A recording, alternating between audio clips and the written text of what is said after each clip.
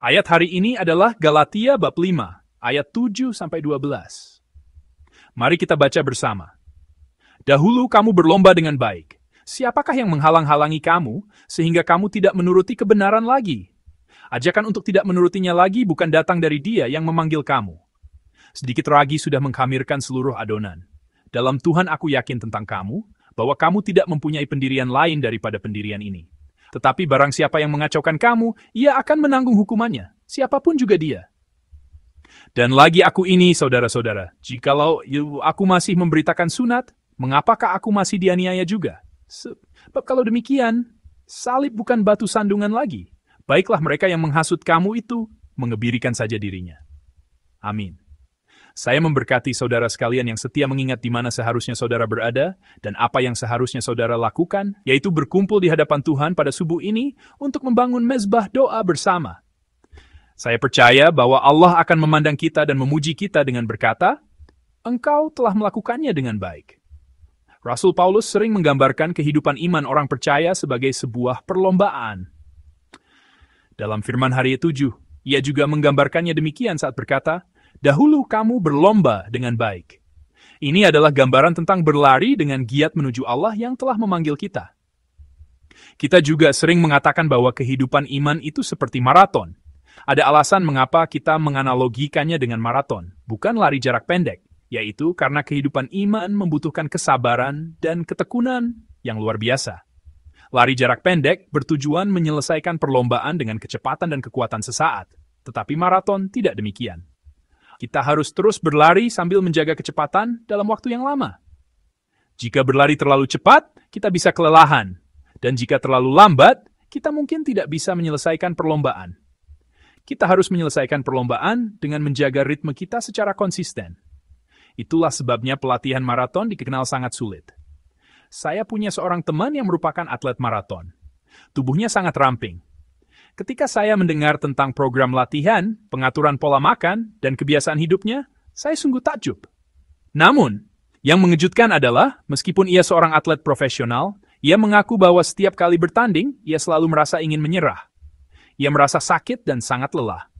Tetapi ia berjuang menguatkan tekad dan mengendalikan pikirannya untuk terus berlari melawan godaan itu. Di ujung sana, ada garis finish, dan ia terus berlari dengan mata yang tertuju ke sana.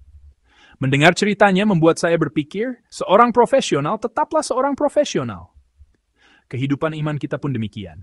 Kehidupan iman tidak berhenti saat kita mendaftarkan diri di gereja dan mengaku percaya pada Yesus.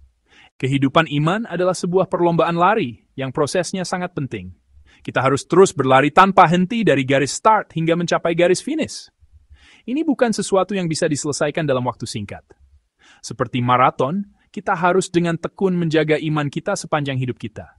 Kita harus mempertahankan iman itu dan terus melatih diri agar dapat berlari sampai akhir. Untuk dapat berlari sampai akhir, kita tidak bisa berlari tanpa persiapan. Kita harus terus melatih iman kita. Oleh karena itu, kita harus membina kehidupan iman kita melalui disiplin doa, perenungan firman, dan hidup saleh. Setiap kali cobaan datang, hati kita bisa tergoda untuk berhenti. Selalu ada godaan semacam itu. Namun, kita harus terus berlari dengan mata yang tertuju hanya kepada Tuhan. Kita juga adalah para profesional iman, bukan? Saat kita ingin berhenti, saat kita lelah dan nyaris jatuh, kita harus terus berlari dengan giat sambil terus melatih diri. Dengan mata yang tertuju hanya kepada Allah yang menanti di garis finish. Jika kita melakukannya, pada akhirnya, mahkota kemuliaan yang telah Allah siapkan akan menanti kita.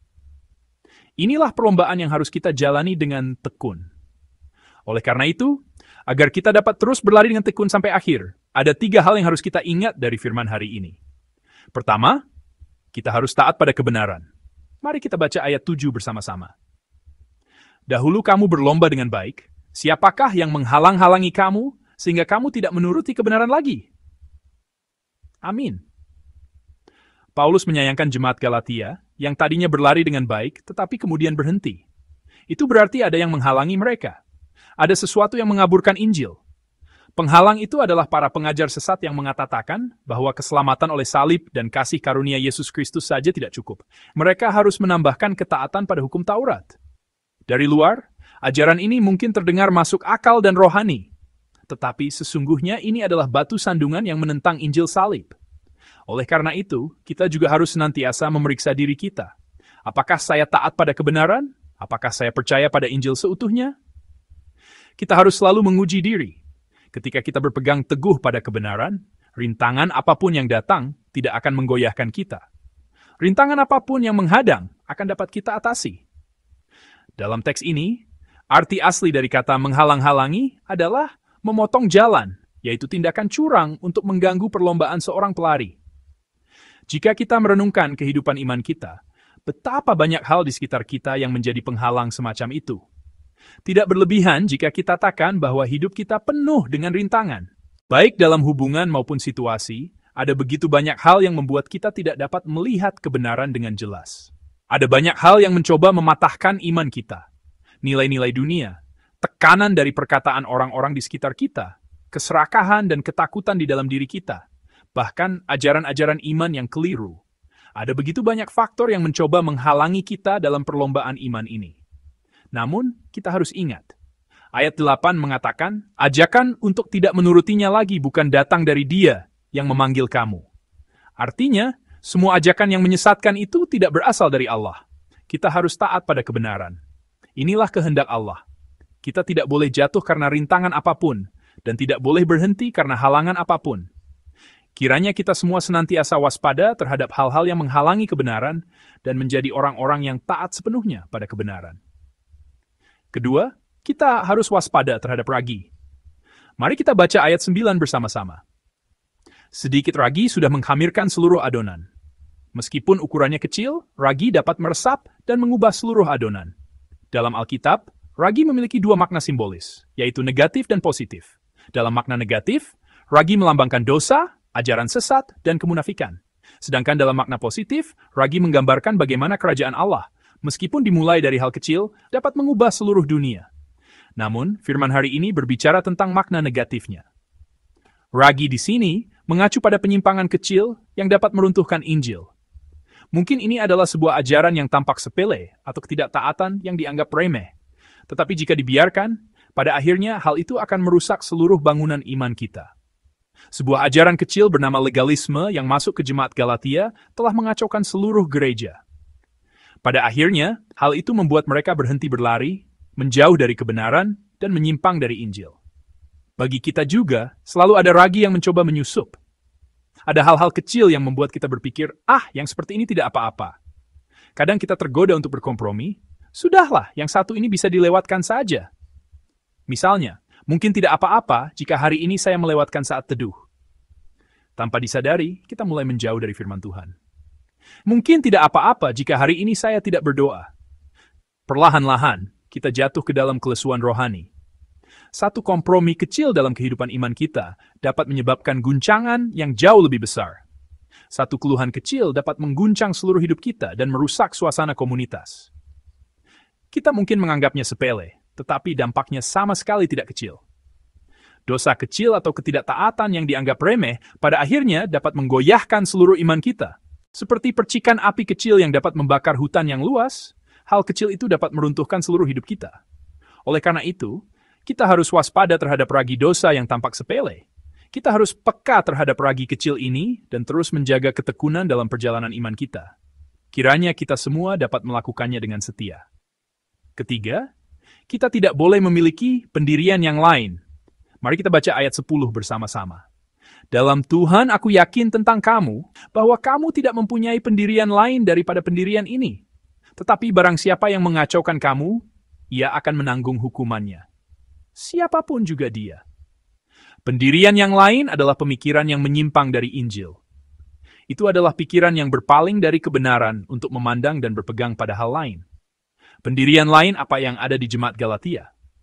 Seperti yang terus kita renungkan pada jam-jam doa subuh kita, dan setiap hari melalui iWorship, itu adalah pemikiran legalistis, yaitu gagasan bahwa hanya iman kepada Yesus saja tidak cukup. Seseorang harus disunat dan menaati hukum Taurat untuk dibenarkan.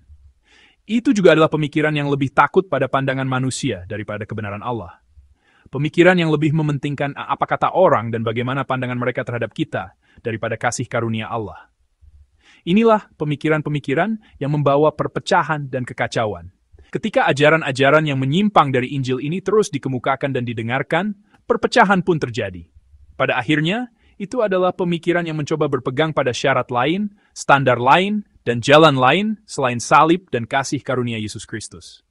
Firman Tuhan melarang kita untuk memiliki pendirian seperti itu. Bahkan dengan tegas dinyatakan bahwa siapapun yang menyebabkan kekacauan iman seperti itu akan menanggung hukuman dari Allah. Bagaimana dengan hati kita? Adakah pemikiran-pemikiran lain yang membuat kita tidak dapat fokus kepada Tuhan dan Injilnya? Kita perlu merenungkannya. Dan jika ada, kita harus membuangnya dengan tegas. Hati kita harus berakar kuat hanya di dalam Injil Kristus. Hanya dengan begitu, kita tidak akan goyah.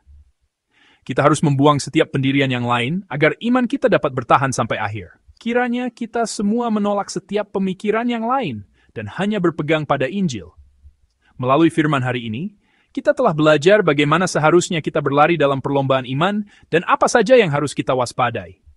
Sambil mengingat firman ini, marilah kita berkomitmen agar hari ini dan seterusnya kita hidup dalam ketaatan pada kebenaran, waspada terhadap ragi yang sedikit, dan tidak memiliki pendirian lain. Biarlah kita maju dengan hanya berpegang pada Injil dan hanya Injil semata.